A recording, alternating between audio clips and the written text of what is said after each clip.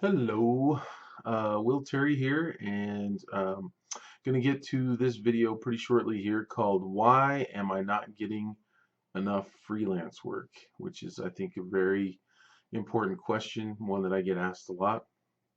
And before I get going on that, I'm just going to give you a few little pieces of information that's going on with me. You can always follow me on Twitter. I'm Will Terry 333. That's Will Terry 333. You can also friend me on Facebook. I just use my personal account at Will Terry. Um, and I live in Utah, so if you want to look me up that way. And then just want to announce that our children's book class is going to actually be announced this Saturday, November 1st. This is actually October 2014, so I realized that you might be clicking into this a year later. But anyway, children's book class on www.svslearn.com. There should be a link for it right down below here. Okay, so I get lots of letters and great comments and all kinds of great emails and messages on Facebook. I prefer email, by the way, you guys. So if I don't answer you on YouTube, it's because I just have too many videos out there now, and I in my inbox in the morning there's probably 20 or 30 comments from YouTube, and I just can't get through that in the email and the Facebook and everything.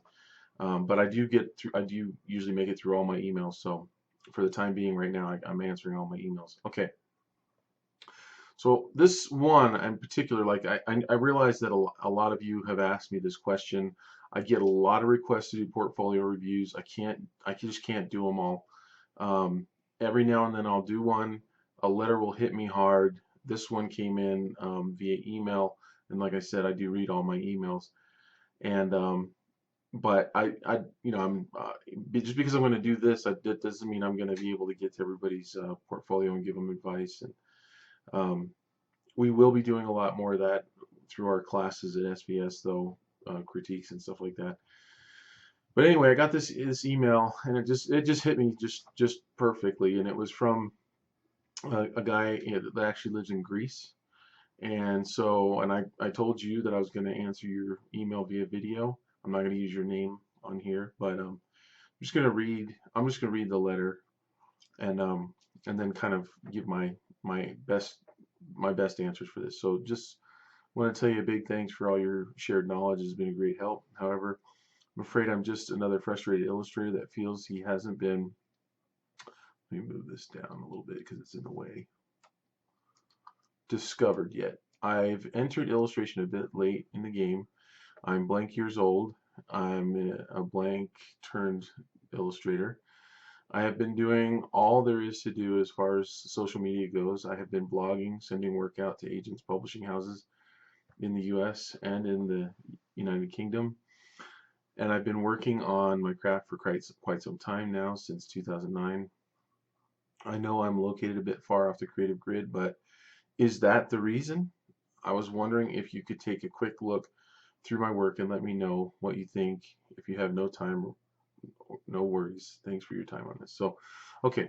So again, I'm answering this for you in Greece, but also for so many other people that asked me this same question, and it's kind of just been building up. And so I thought I would make this video. And first off, I want you to know that I don't have all the answers, but I do feel like I'm going to give you good advice. But with any advice that I give on my channel, I think that you should always double check it with other people. I think that um, if you don't hear the same advice more than once, that there's a good chance that I'm wrong.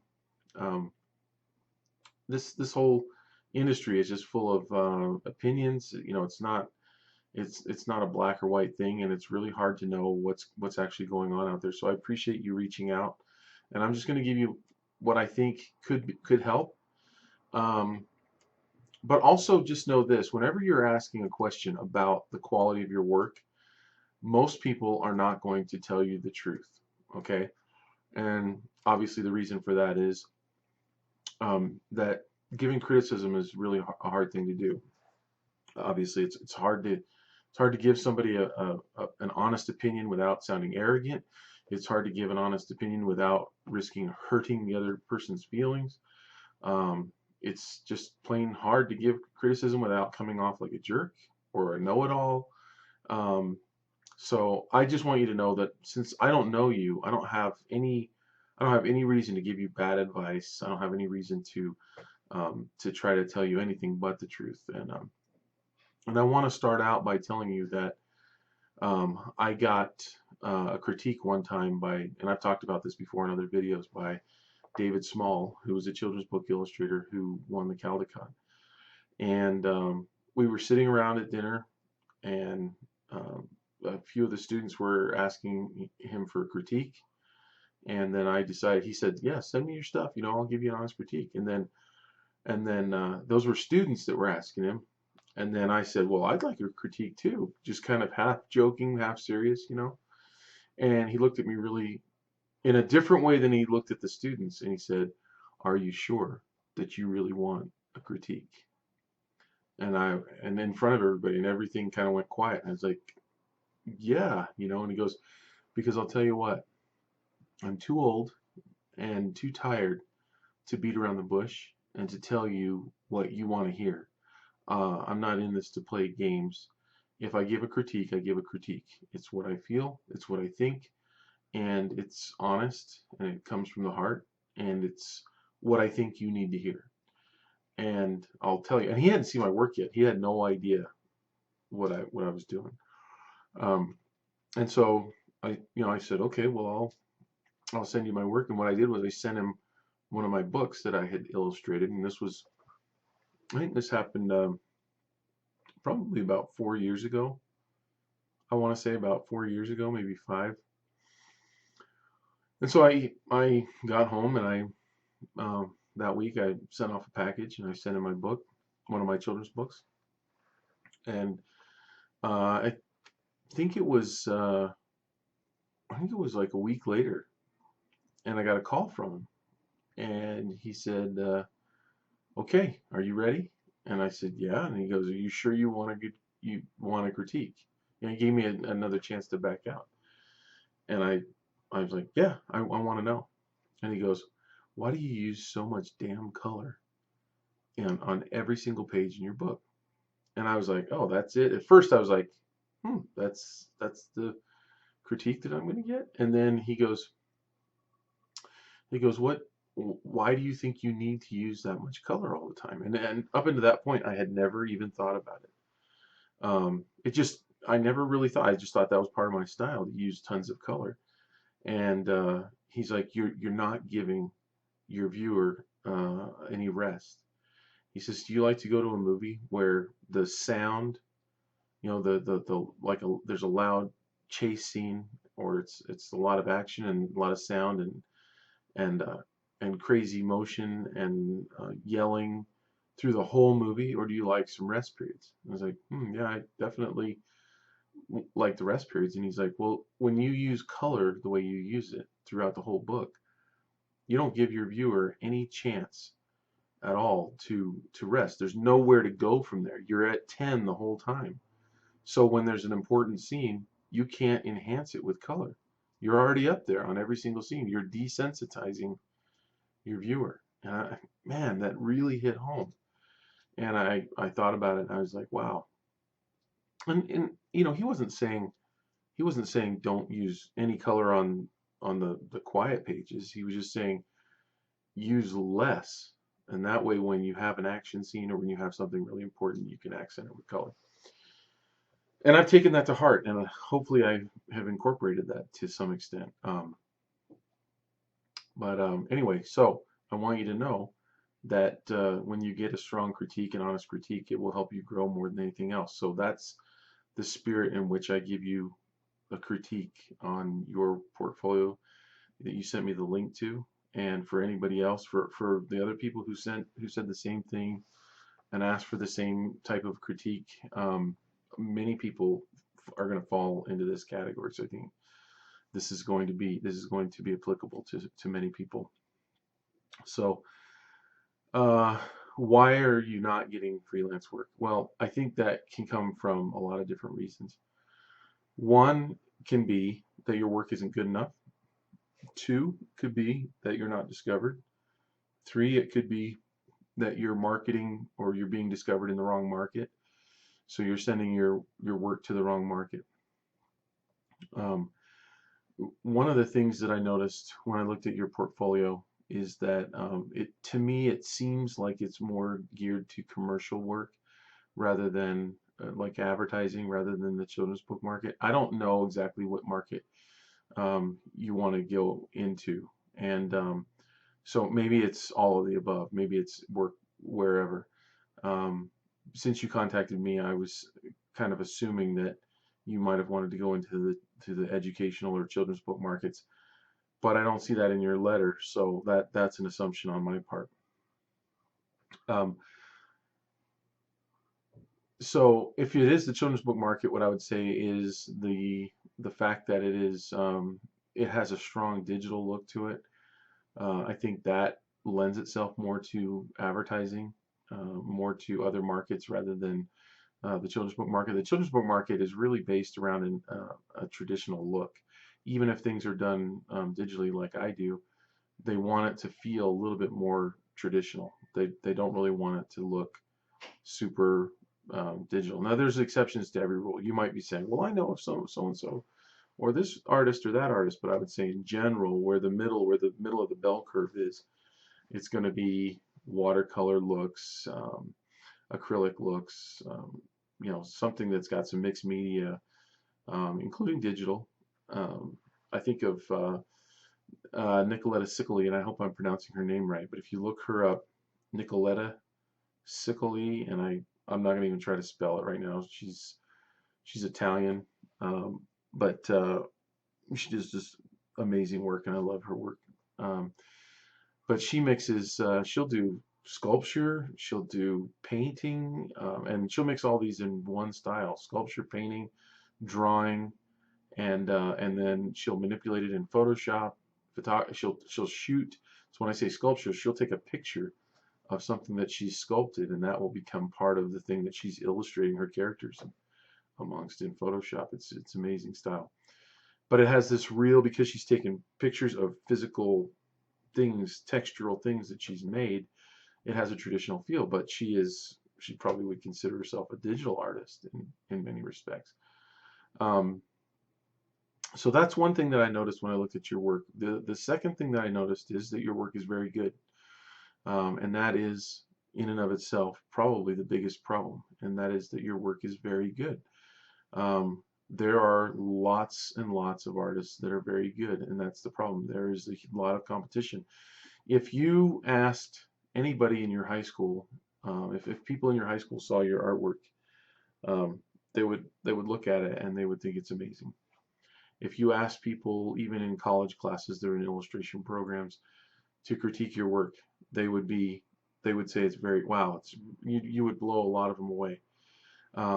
When you get into the realm of trying to compete on an international level, which you have to do because you live in Greece, but even people that live in the U.S. have to compete with you. Have to compete. The artist, drawing a blank. Hold on, it'll come to me. I am going to get this guy because you need to. No, I've got a link to him on my blog. I'm so bad with names, you guys. Bear with me for a minute. This guy lives in Argentina, I believe. And Nicoletta Siccoli, I've got a link to her on my blog.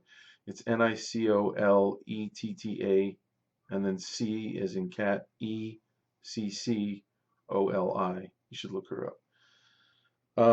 Polly Bernatene. I love his work.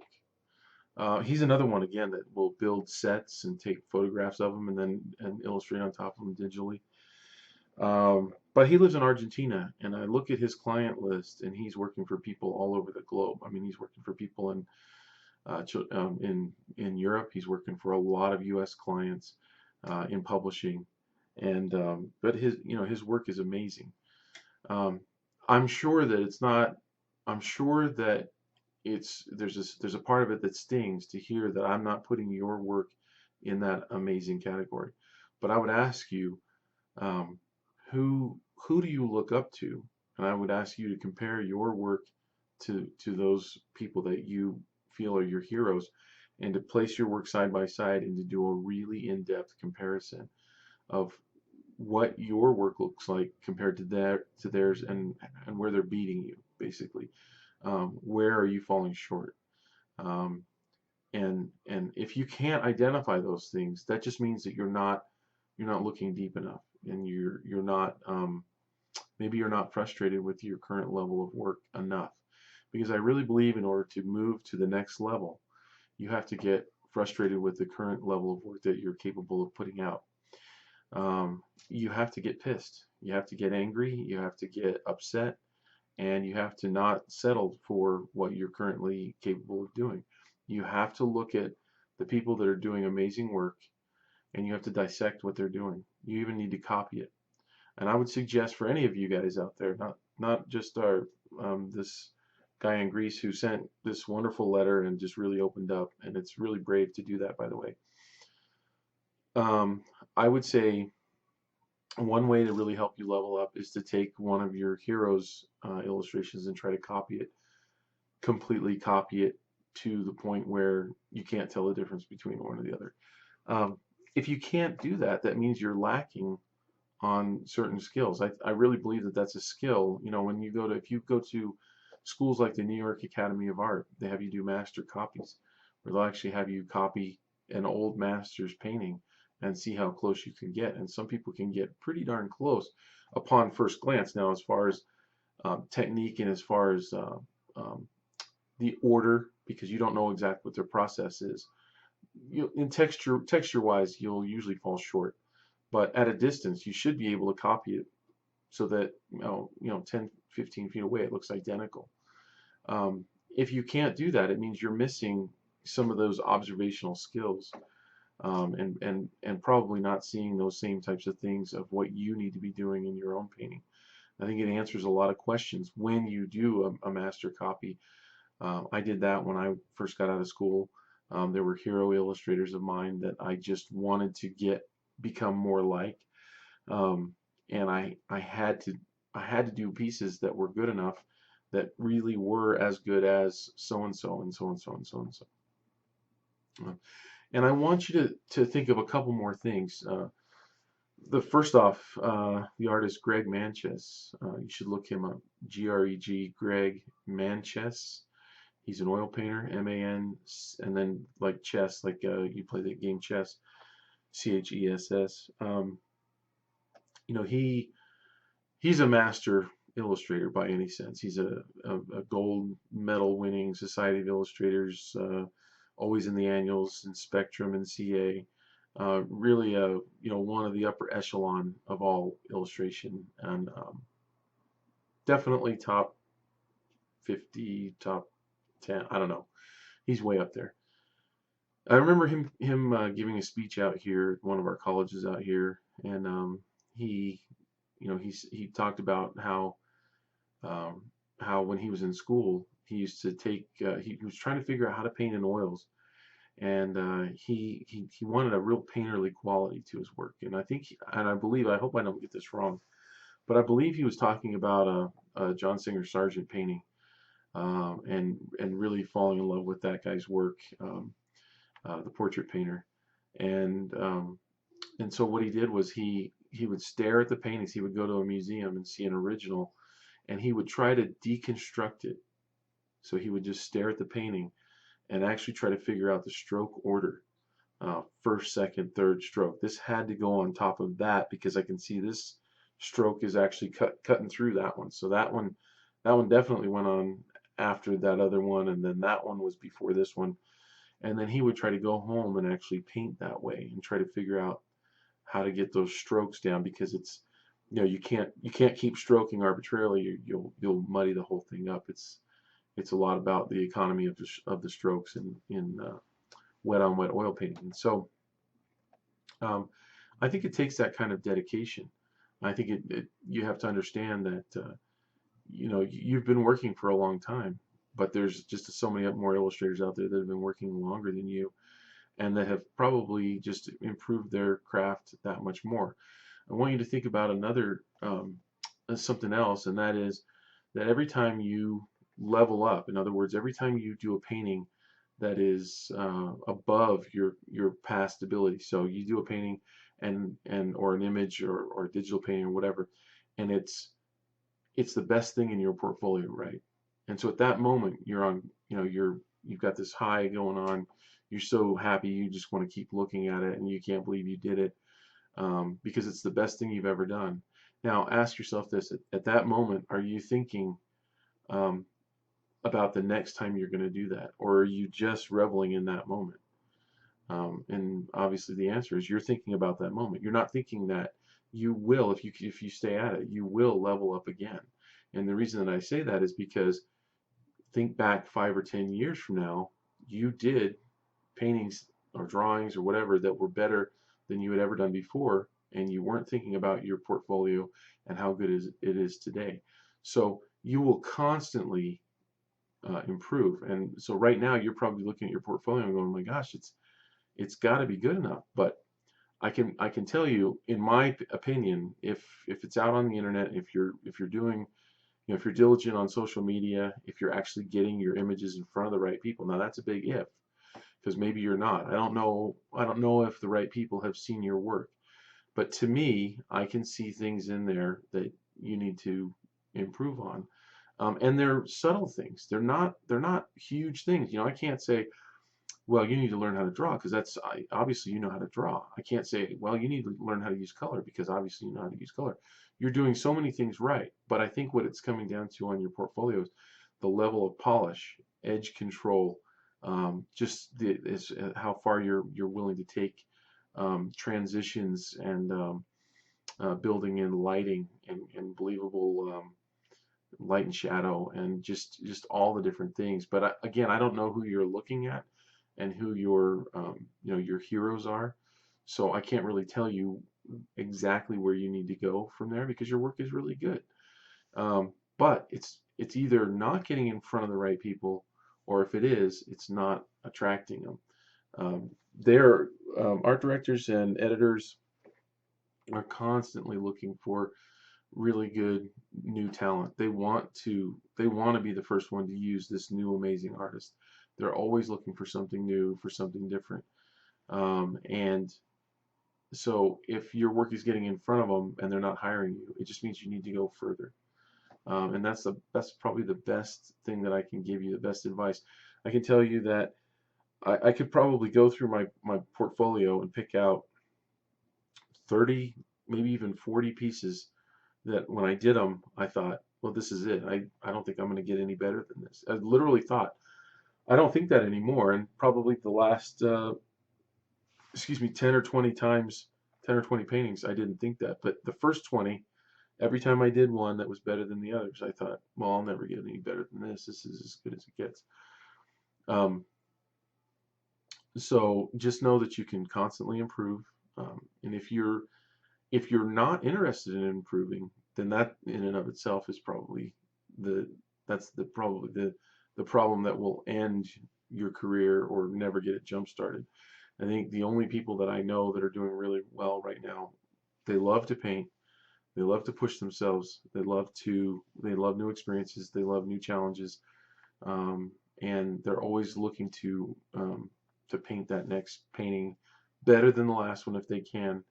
And most feel like they've never ever painted their best. They always feel like, oh, I can always do better. I think that attitude is what you really need to have. I know that's true for me. I can look at work, and I won't always tell you what I know my weak points are, but I know what they are. I look at them and I'm like, well, I can improve here, I can improve there. So anyway, I really hope this helps you guys. It's a lifelong pursuit. Um, it's going to take a while, but you can do it. You really can.